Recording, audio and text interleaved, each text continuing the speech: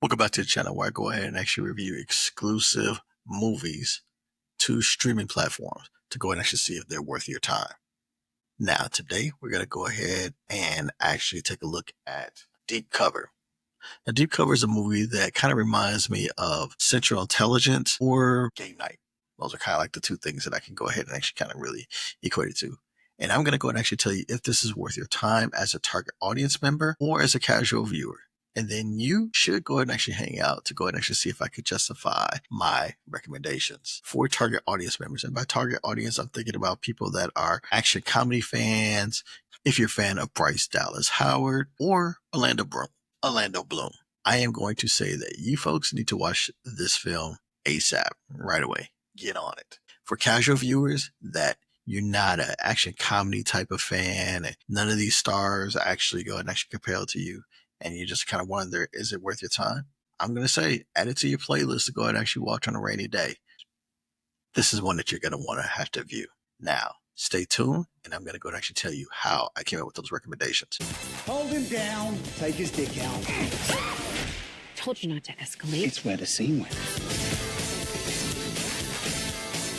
Deep Cover is an action, crime, comedy, buddy cop type of deal in there that premiered on Prime Video in June of 2025. It has a runtime of a neat hour and 39 minutes, and it stars Bryce Dallas Howard as Kat, and she's best known for her work on Jurassic World sequels and The Help. Now, it also has Orlando Bloom as Marlin, and he's well known for playing Legolas in the Lord of the Rings films, as well as Will Turner in the Pirates of the Caribbean series. And last but not least is my guy Nick Mohammed as Hugh. Now, he's a character actor known for playing Nathan Shelley in Ted Lasso. So those are the folks that are in it. What do they actually say is the summary for this? 3 improv actors are asked to go undercover by the police in London's criminal underworld. Simple synopsis, nothing too crazy. It's pretty much exactly what it is, nice and concise. So you kind of think with a premise like that, is it any good? Are they even really give you any story? For me, I'll tell you, when I went and actually looked at the trailer and kind of read the synopsis and things like that, I kind of liken this to I like action comedies in general. Pretty decent. Things like Johnny English, definitely Naked Gun. Those are great types of series on there. And when you kind of venture into making yourself too serious, that's when they become not fun. Like sometimes they just want to go ahead and actually be a little bit more dramatic than they should be. Then that's when those action comedies kind of go and actually lose their steam, lose their fun. And they could go and actually be some of the worst things to sit through when they go ahead and actually round that particular corner. It really goes crazy. They really need to go ahead and actually balance the tone to go ahead and actually have some good deliveries, and then make sure that you got some good actors that understand the difference between the tones, when it's time for them to play straight man, when it's time for them to go and actually do comedy, improvise, whatever the case may be. There's got to be a good, clear direction and understanding between the actors to make a comedy film good. And I'm going to tell you, when I go ahead and actually watch the trailer and I kind of looked at it, and I read the synopsis, I was like, I'm kind of like hit or miss on this one. Even though I'm an action comedy type of fan or what have you, there's just a lot of elements to this that kind of gave me a pause. So I wouldn't actually put myself on the fence on this one. I was a waffling on this. I won't say that I'm an all-out target audience member, but I won't say I'm entirely casual with that. And the reason why I go ahead and actually just tell you that up front is because I am one of those people that feel that you should go ahead and actually know the perspective of your reviewer to know what bias they have coming into the review. So I give you that up front so you can go ahead and actually color my entire recommendation on where I'm coming from. If you like how that sounds, do me a favor, click like, share, subscribe.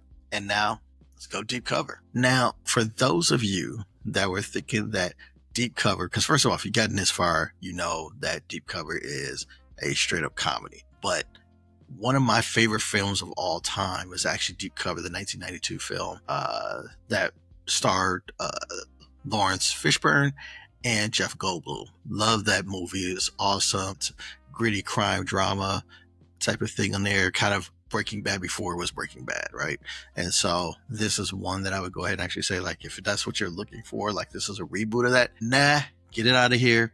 Don't do that to yourself. It is not that.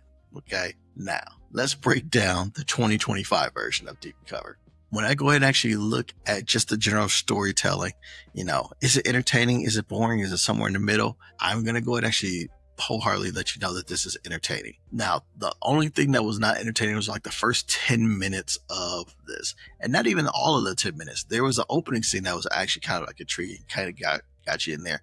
But then the intros to the main characters was kind of blah, and it really didn't do anything. And I was sitting up there thinking like, oh man, I'm about to waste another hour and change of my life on here watching a movie that's not going to go and actually be fun. Happy to report that that's not the case. Outside of the intro on there, we kind of get into it. Once we go, it just keeps getting increasingly more and more fun, funny, entertaining, all this kind of stuff.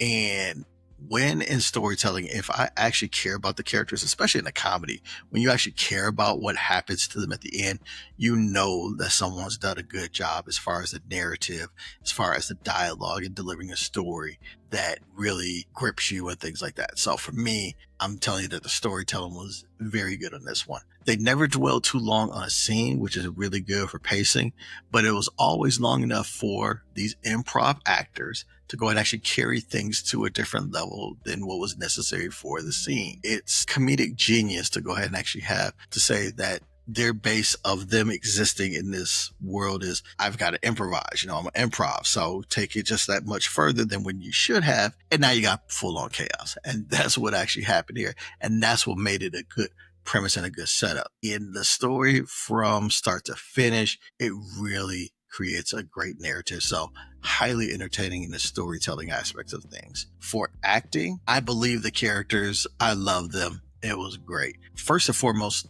one of the biggest concerns for me was I was kind of worried about Bryce Dallas Howard's character, primarily because the last time that I saw her in an action comedy was Argyle. If you saw anything on Argyle, I spent money to go see that movie, and bad.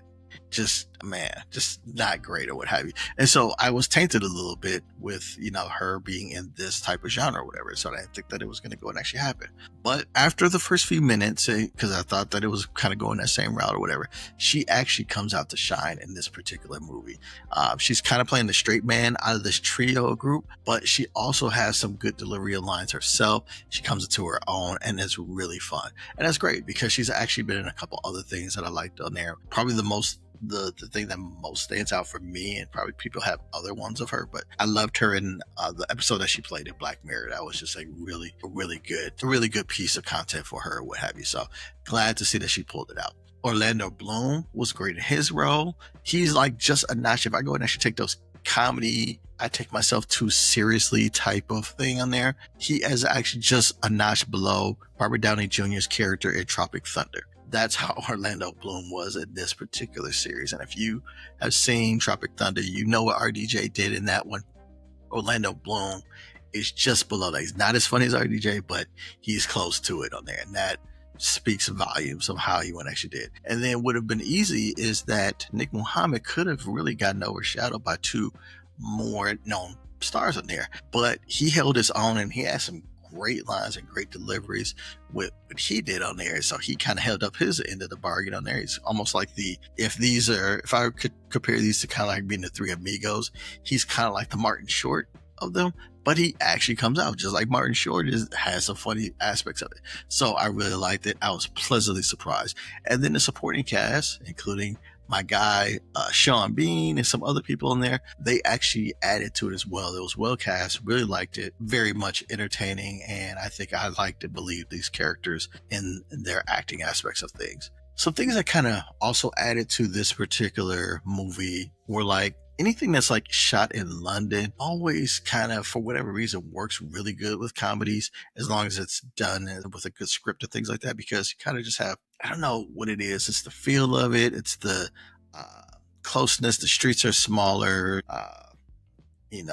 old school feel to it, whatever. But London is always a great place for comedies if it's actually scripted really well. And you go ahead and actually have that pretty well done here. Also, there were some great action scenes that were executed very well. Really liked how some of these scenes that are taking place with it's not like they're trained agents or trained police or anything like that. These are just like regular people.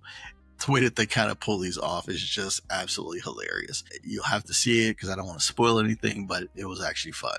If I was to go and actually do a nitpick in this particular film, I would go ahead and actually say it's kind of like a plot hole for me in the, like the day in life of like Kat and Hugh in this film to those characters, because they're already down on their luck improv actors. I'm not ruining anything to kind of tell you this, but they're not like well known. They don't have a whole lot of money. So the fact that they're kind of doing this without, like, hey, going to work and do what you got to go ahead and actually do type of thing. And it's like, is that really what you got to go ahead and actually do? That doesn't really make complete sense to me. But we are in a realm of comedy, suspend disbelief, all that kind of stuff on there. But it's a small like plot hole thing on there. It probably could have been resolved with like a couple lines of dialogue or something of that nature. So a little bit of nitpick, nothing a whole lot. Be real about it. Overall, for me, this movie was entertaining. And I think both target and casual viewers are going to go ahead and actually find this entertaining.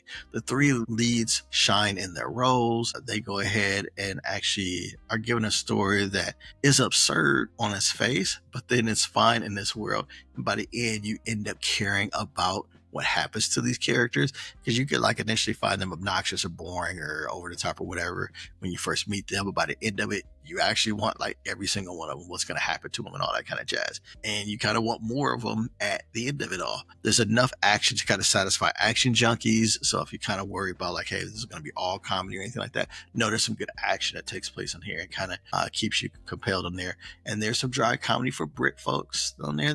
I know you guys don't always like all the ha-ha and raunchy type of stuff on there. It's not. It's actually kind of toned down and has the dry humor in there. But for you face comedy Americas that kind of like some, yucks and goofy stuff on there, there's enough of that to keep us engaged as well.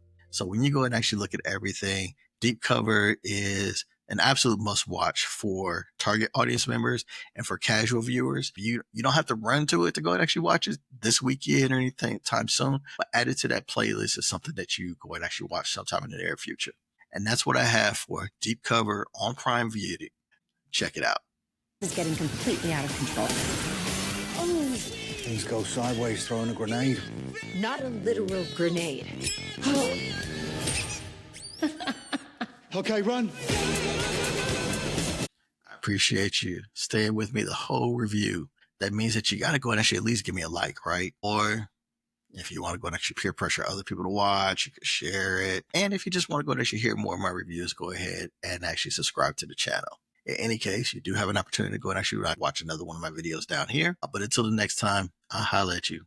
Take care of yourself. Now that's a happy ending. Or is it? Because everything's over now. And all that's left is you and the infinite void.